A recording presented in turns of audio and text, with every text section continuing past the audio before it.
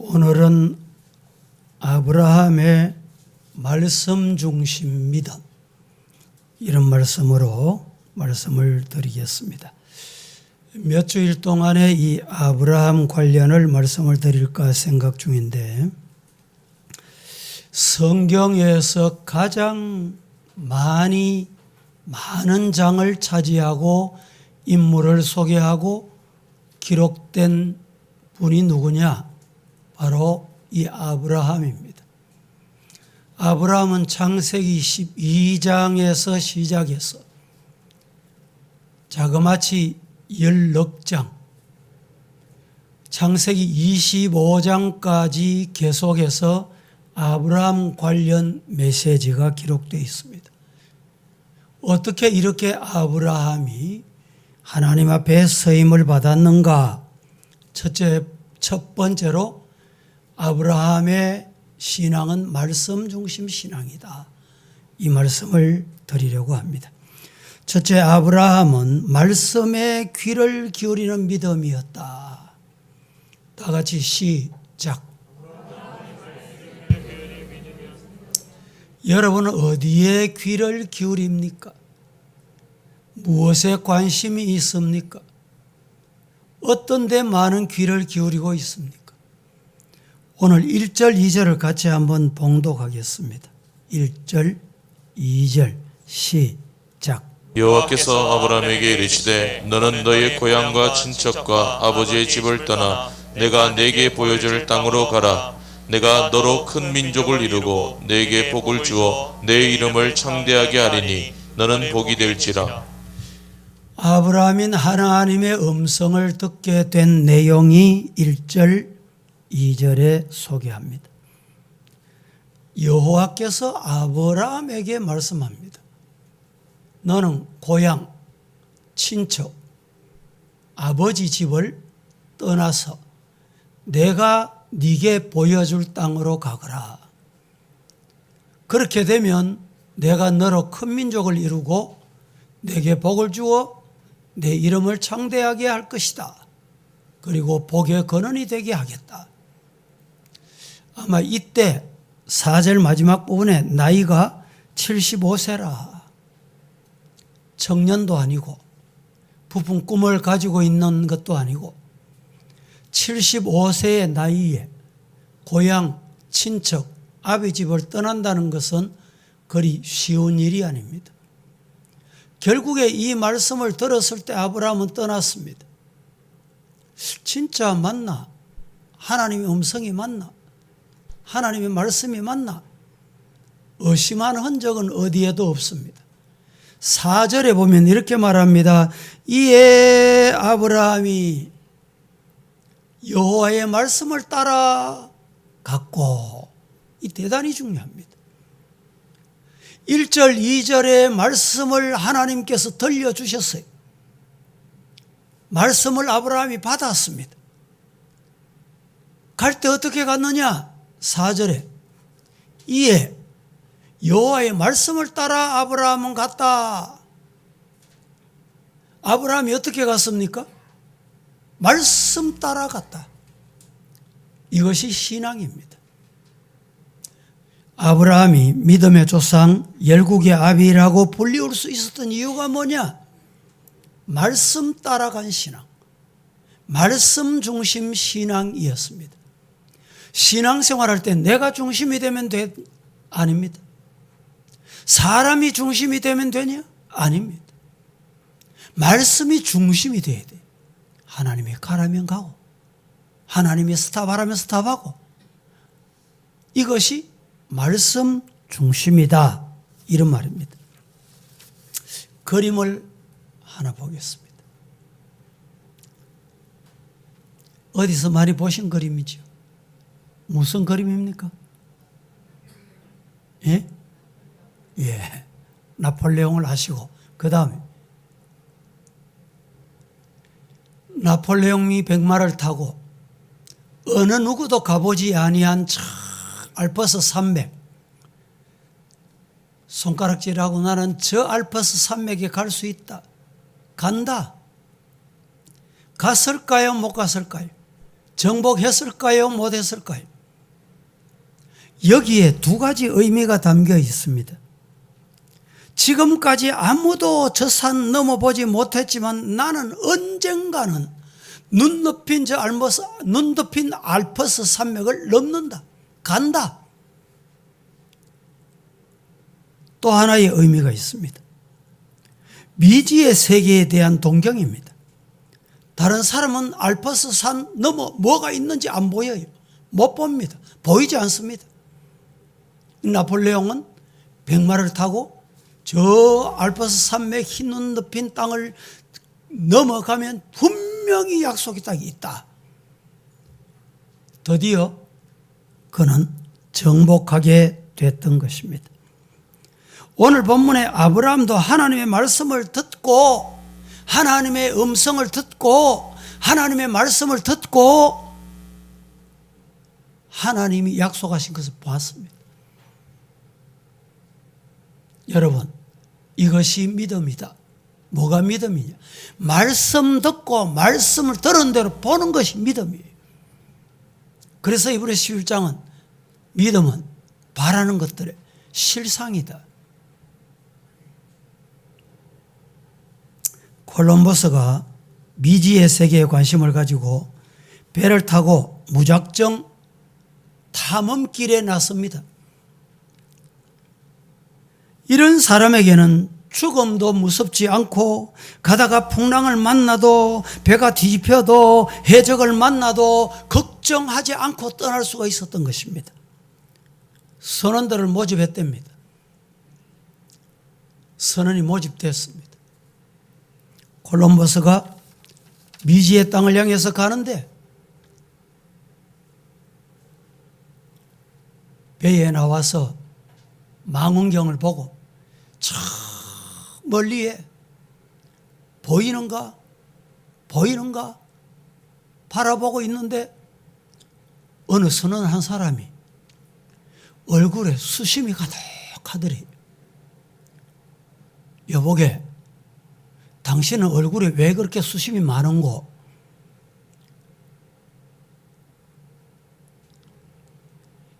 이 탐험을 떠났다가 내가 분명히 집으로 돌아올 텐데 배를 타고 돌아와서 내가 뭐 해먹고 살지? 이런 걱정이 되더래요. 조금 있다가 보니까 이 선원이 얼굴이 밝아졌어요. 아, 그래. 우리 동네는 구두방이 없어.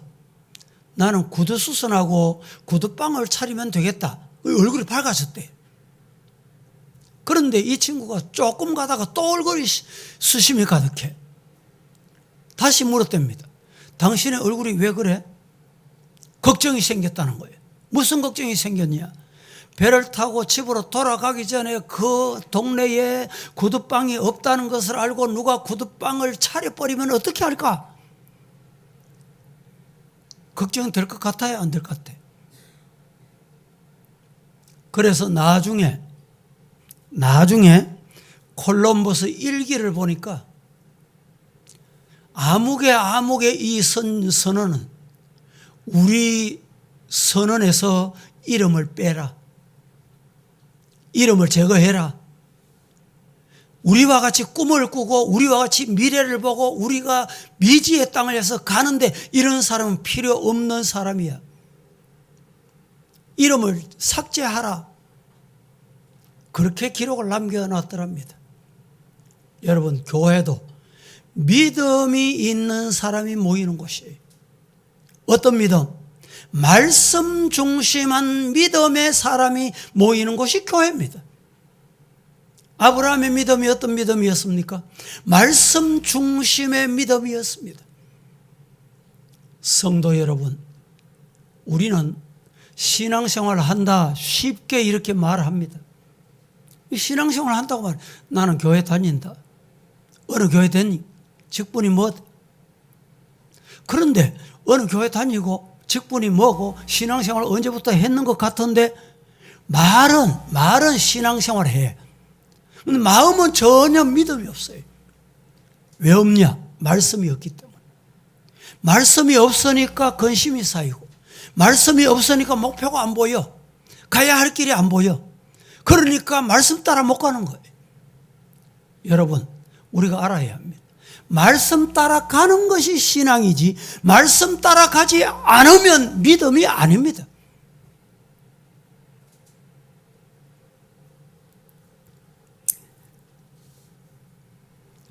여러분 중에 혹시 밤잠을 설치는 사람이 계십니까? 그런데 어떤 분은 잠이 딱 들고 나면 나를 메고 가도 모른다, 이런 사람이 있습니다. 잠이 취하면 정말 누가 왔다 가도 비몽사몽간에 누가 왔다 갔나 모릅니다. 영적으로도 똑같습니다. 말씀에 잠이 들면 말씀이 안 들리게 되셔요. 영적으로 잠을 자면 말씀이 안 들리게 돼 있어요. 그러니까 말씀 따라 못 가는 거예요. 말씀이 가라는 곳이 분명히 보이는데, 가야 되는데 거길로 못 가는 거예요. 오늘 이 시간에 이 말씀 중에 여러분은 말씀 따라가는 신앙인이 되기를 예수님 이름으로 축복합니다. 구약 성경에 엘리 제사장, 아주 어린 사무엘 한 집에 살았어요. 한 집에 살았다니까. 성전 안에 살았어요. 그런데도 엘리 선지자는 하나님의 음성이 안 들렸습니다. 그런데 어린 사무엘아, 누구 음성을 들었어요? 하나님의 음성을 들었어요. 사무엘아, 하나님의 음성을 또 들었어요. 두리번거리면 보니까 아무도 없어. 엘리 선지자를 찾아갔습니다. 불이 섰나이까? 아니다. 또 찾아갔습니다. 부르셨나이까? 안 불렀다. 그리고 엘리가 말합니다. 다시 너 부르는 소리가 들리거든 여호와 하나님 부르셨습니까? 이렇게 응답하거라. 그렇게 말해봐라. 여러분, 무슨 말씀이에요? 오늘 이 자리에 같이 앉아 있어도, 말씀을 경청해도, 예배를 드려도 하나님의 음성이 안 들리는 사람이 있어요. 말씀이 안 들리는 사람이 있다니까. 사무엘과 같이 하나님의 음성이 들려지기를 예수님 이름으로 축복합니다. 하나님의 세계를 볼 줄 아는 눈이 열려야 되고, 하나님의 음성이 들리는 귀가 열려야 됩니다. 그래야 믿음의 길을 가는 거예요. 아브라함이 어떻게 갔습니까? 말씀 따라갔습니다. 2에 4절에 아브라함이 여호와의 말씀을 어떻게 했어요? 쫓아갔다, 따라갔다. 오늘 우리 모두 여호와의 말씀을 따라가는 성도가 되기를 예수님 이름으로 축복합니다. 두 번째, 아브라함은 영적으로 예민한 믿음이었습니다. 영적으로 둔감한 사람이 있고 영적으로 민감한 사람이 있어요. 오늘 1절 2절에 하나님께서 아브라함을 부르셨습니다. 여호와께서 아브라함에게 말씀합니다. 고향, 친척, 아버지 집 떠나 내가 네게 보여줄 땅으로 가거라. 2절에 내가 너로 그렇게 가기만 하면 큰 민족을 이루고 복을 네게 주어서 내 이름을 창대하게 하겠다. 여러분, 혹시 내가 그냥 꿈 꿨겠지, 그저 내 생각이 그러하겠지, 하나님이 들려주신 음성을 내 생각으로, 인간의 생각으로 치부해버리고 별다르게 생각하지 않고 그냥 영적 감각에 무딘 삶이 아니었다 이 말입니다. 분명히 하나님의 음성이야. 그래서 아마 성경에는 없지만 아브라함이 저 바닷가의 모래같이 네 자신이 많게 하겠다. 길을 가다가 신발에 모래가 들어가도 아마 아브라함은 기뻐했을 것 같아. 이렇게 내 신발에 들어오는 모래같이 내 자손이 많게 해주실 거예요. 또 아브라함은 밤을 좋아했을 가능성이 있을 것 같아요. 왜 그럴까요? 밤이 되면요, 별빛이 얼마나 반짝입니까? 그 별빛을 바라보고 아브라함은 하나님이 내 자손을 저 별과 같이 많게 하겠다. 그래서 밤을 기다렸을 것 같아요. 이 무슨 신앙입니까? 영적으로 예민한 신앙. 하나님이 설교를 통해서 말씀하시고, 환경을 통해서 말씀하시고, 또 자식을 통해서 말씀하시고, 또 예배를 통해서 말씀하시고, 기도하다가 하나님께서 말씀을 들려주시고 하셔서도 둔감한 사람, 예민하지 못한 사람, 내 고집대로 가는 거예요. 내 고집대로 사는 거예요. 그러다가 화를 당하고 어려움을 당하고 매를 맞고 고통의 시간을 보내는 거예요. 아브라함이 아이고 나는 나이 많아, 나는 아무것도 할 수 없어, 지금 고향 떠나다니, 지금 고향 떠나서 뭘 하겠나? 여러분, 우리 한국 교회가 이제 한 20년 정년이 헌법의 정년이 생긴 지가 이제 한 20년 가까웁니다. 그전 정년이 없었어요. 목사님도 건강이 허락할 때까지 했어요. 모든 직분자들이 그랬습니다. 그런데 한 20여 년 전부터 모든 한국 교회 교단이 70정년제를 도입을 했습니다. 헌법에 못을 박아놨어요. 그래 70이 되면 다 정년을 하게 됩니다. 그런데 70정년이 딱 되고 나니까 내가 정책에 동반하고 동참하고 결의하던 게 거기 동참하지 못하고 정책을 하지 못하니까 허전해지는 거예요. 할 일이 없어. 왜 할 일이 없습니까? 하나님이 기도하고 영적으로 더 많이 후원하거라, 이런 사명을 주셨다는 것을 모르는 거예요. 그러다 보니까 쉽게 말하면 충돌이 일어나요. 원로 목사와 단임 목사가 충돌이 일어나고, 은퇴 장로와 시무 장로가 충돌이 일어나고, 은퇴 권사와 시무 권사가 충돌이 일어나요. 왜 이런 일이 생깁니까? 그래서 한때는 70이 넘어도 다 요사이는 청년 같다 이래가지고 제가 우리 성도들이 70 넘었거든, 여러분 퇴직금 나오고 연금이 나오거든, 그거 받아가지고 그냥 앉아서 운동이나 하고 놀자, 주일이나 지키고 하자, 이렇게 하지 말고 선교지에 가서 선교하고, 정말 선교지 가면 할 일이 많습니다. 많아요. 제가 인도에 어느 선교사님이 목사님 꼭 오셔서 집회 안에 한번 해주세요. 갔습니다. 갔더니 신학생이 200명, 인도 신학생이 200명, 초등학교, 중등학교, 고등학교 학생이 얼마냐? 이 고등학교까지 졸업하면 이제 걸러가지고 이제 선별해서 신학교에 들어가는 거예요.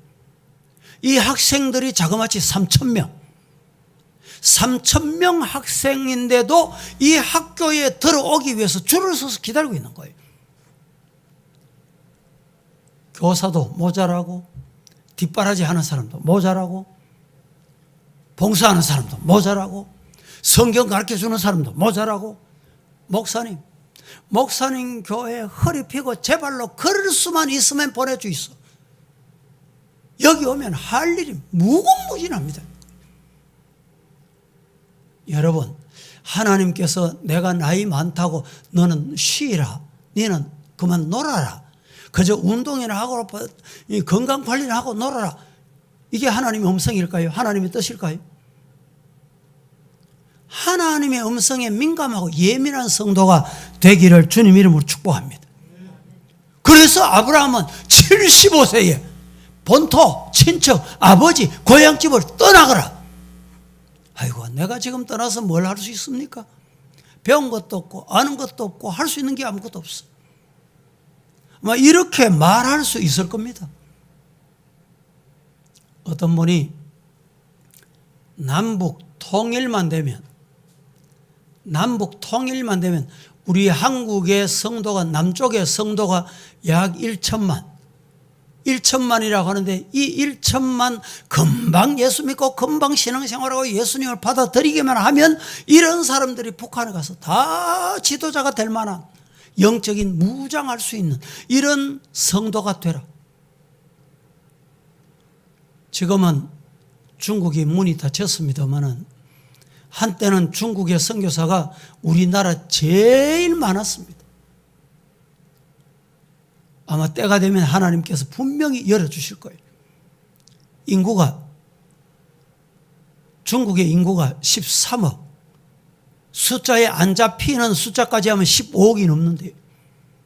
조금 전에 소개한 인도가 한때는 11억, 12억이라고 했는데, 인도의 인구가 이제 중국을 추월했다는 얘기예요. 중국을 따라잡았대요. 인도 인구가 13억, 14억이 넘는다는 거예요. 한번 생각해 보세요.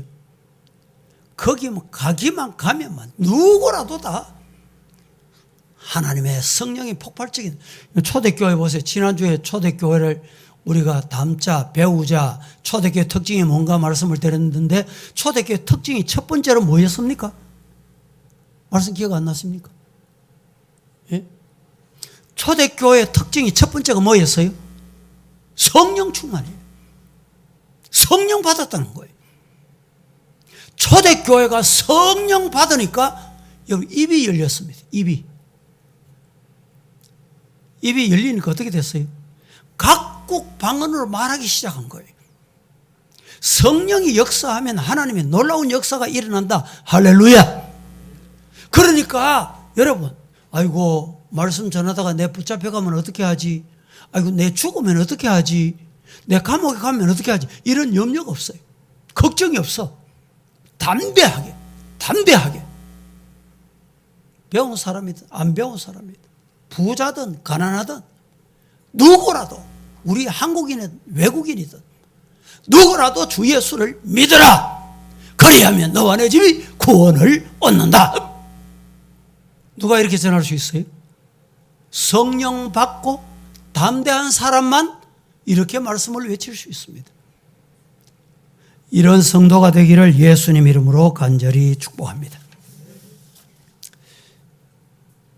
어떤 목사님이 버스를 타고 가는데 두 청년이 가까운 친구였던 것 같아.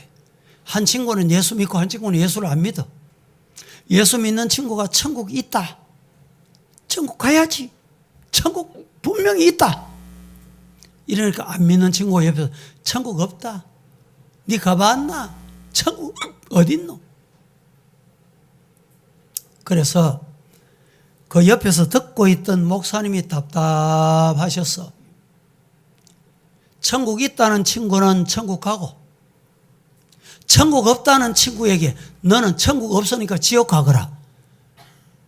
이러니까 천국 없다는 친구가, 아니 내가 왜 지옥 갑니까? 나도 천국 간대. 그런데도 천국 없다는 거예요.